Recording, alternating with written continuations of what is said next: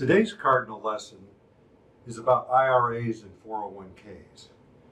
And as you're approaching retirement, now you have the problem of living off of this thing, living off of this account for the rest of your life, or actually distributing it. You've been able to avoid taxes, postpone taxes, and now in retirement, or approaching retirement, it's time to pay the piper. And what I want to do is I want to lead you in such a way that you're going to have the most money left over, or minimize those taxes for you to enjoy in retirement, and for your family to enjoy. So the first point that we want to talk about is how you move the money out of this 401k or other qualified plan, or perhaps you've already done this, but if you're going to move IRA money from one place to another place, the real key is you don't want to touch the money. I could get into some lengthy rules of show you some ways to touch the money and have it. You just, in my opinion, don't want to go there. Is if you do all custodian to custodian transfers, where the money goes from one custodian to a new custodian, you don't touch it, you can avoid a big tax bill. I've got some examples in my book where people were not so fortunate and they made this mistake, and once the money goes out of the IRA and into your hands, if it's not handled exactly properly and quickly, you end up having to pay taxes on the whole IRA, and we don't want that to happen to you. I mean, that's the big risk. Next is if it doesn't have a beneficiary on it or a beneficiary designation, it's not an IRA. I mean, there's some folks that have a question whether this is an IRA or is it a regular taxable account or is this a 401k? All of these have beneficiary designation. So that's one way to tell whether you got an IRA. And unless they're a Roth IRA, which we'll talk about in a second, you haven't paid taxes on that money yet. And the government, they've been very patient for all these years where you've been accumulating. Now, when you're going to actually spend some of that money or live off it, they want their money. Okay? And so, back to the beneficiary designation, it's very important to note that you specify who gets this money. This completely bypasses the will and probate. So when you die, the custodian is going to look at who the named beneficiary is, and they're going to get in touch with them and ask them how they want the money. And it's all going to happen very quickly. So we need to keep updated on those and make sure that we've got the right people down listed on our beneficiary. I mean, I can't tell you the people that we have either have no beneficiary or they put somebody down years ago when they began working there. They haven't kept it updated. This can be devastating. And then we talk a little bit about the stretch IRA. Is that if you have these designations filled out properly, then your beneficiaries will have the option, if they come to somebody like us, to stretch out the distributions over their lifetime so they're not stuck with a big tax bill. So this whole area of beneficiaries is very important. When we bring in new clients, we take a look at this, and I would encourage all of you to get those beneficiary designations out, read them, and make sure that they're set up properly. Now, next topic we're going to talk about is the old RMD, or required minimum distribution. So anything, I've got a little chip on my shoulder that anytime somebody tells me something's required of me, I immediately kind of the hair, but I'm just going to tell you, when you get to be age 70 and a half and beyond, and you have an IRA, it's now time to take out some of that money. And frankly, a number of you will be making withdrawals before this time because you need the money to supplement your retirement income.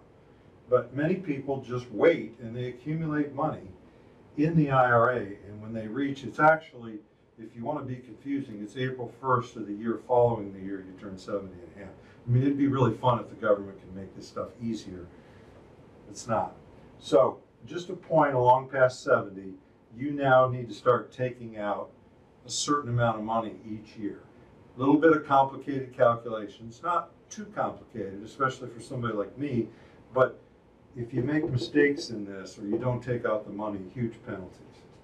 And basically the government wants their money now. They let you postpone it for all these years, and now they want their dough. And so distributions must last for lifetime. So in other words, when you distribute the thing, you've got to be within the minimum distributions. You're basically showing the government you now have a plan to distribute this over your lifetime. And there's, like I said, there's big penalties for getting it wrong. Now, just because the government puts this word up here, required minimum distribution, this is the minimum amount you have to take out. You can take out more. And a lot of folks, this is the government's plan. And my suggestion is that you would develop your own plan. It's like, what do I want to do with this IRA? And I'm going to talk later about stockpiling money in an IRA. It's just really not a good thing. I mean, we'll actually go over the fourth bullet point first. Stockpiling money in an IRA is poor estate planning unless for spousal support. So there are some people that will stockpile money in their IRA so that when they die or their spouse dies, for them, that they can go on living off that and they'll have, you know, reduced Social Security. So unless it's for spousal support, but there's many people out there that have their children and grandchildren listed as their beneficiaries, and that's their savings account, and they're just stockpiling it.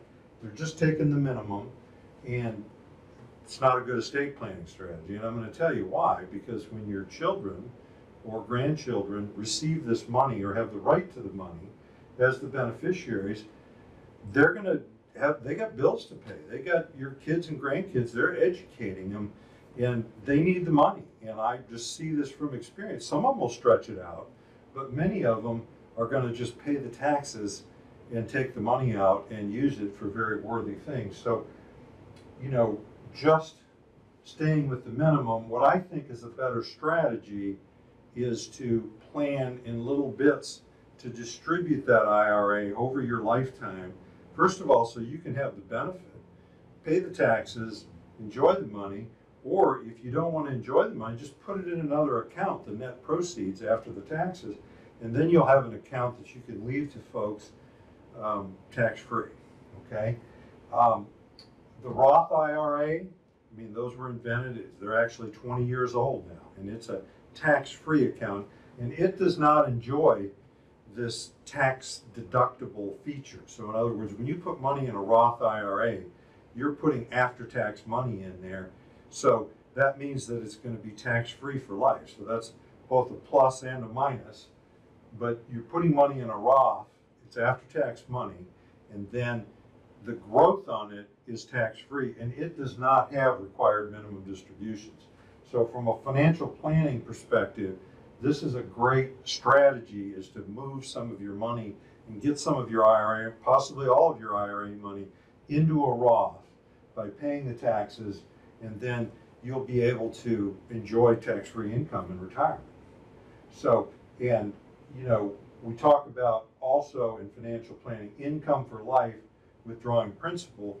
I mean, that's part of the problem with IRAs. We don't know how long you're going to live, so we want to just draw the earnings. But a lot of times the earnings themselves are not enough, and they're certainly not going to meet minimum distribution. So we got to dig into the principal. And once we start digging into principal, we're liable to get into the 80s or 90s and run out of money. So we have some strategies to help protect you from that, so you don't get old and running out of money. And a final point in here about using your IRA money first if you have to self-pay long-term care. This is another reason for stockpiling money in an IRA. If you don't have long-term care insurance and you possibly are going to pay long-term care out of your money, you're going to probably want to use the IRA money first because of the corresponding tax deduction. Another video, another day, but just wanted to point that out.